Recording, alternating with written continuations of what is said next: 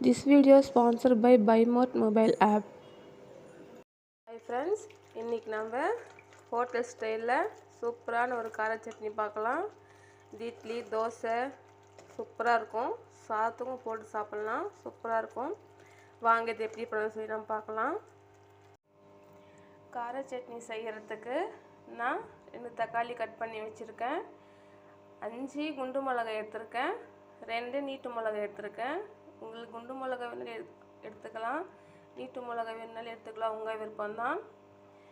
கொஞ்சம் பூண்டு பல்லி எடுத்திருக்கேன், ஒரு பெரிய வெங்காயம் கட் பண்ணி வச்சுருக்கேன், கொஞ்சம் சின்ன வெங்காயம் உரித்து வச்சுருக்கேன்.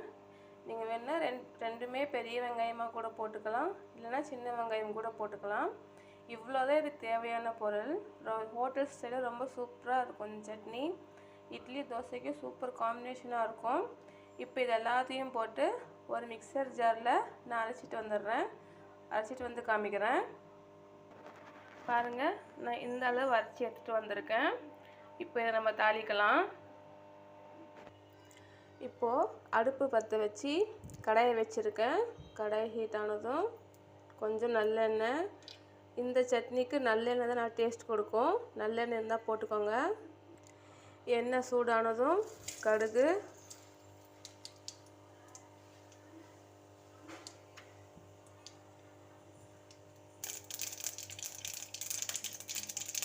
கடுகு வெடித்ததும் கருவேப்பிலை, கொஞ்சம் சீரகம் பொரிஞ்சதும் நம்ம அரைச்சி வச்சுருக்க அந்த தக்காளி வெங்காயம் பேஸ்ட்டு சேர்த்துடணும். தண்ணி எதுவும் அதிகமாக சேர்க்க வேண்டாம். நான் அந்த மிக்சர் ஜார்லேயே கொஞ்சம் தண்ணி அலசி போட்டிருக்கேன், அதே போதும். இது நல்லா சுண்டி வரட்டும், அது வரைக்கும் வெயிட் பண்ணுவோம்.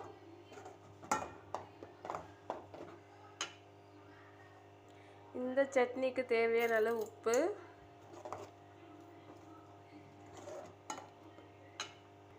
நான் கொஞ்சம் பெருங்காயத்தூள் சேர்க்குறேன்.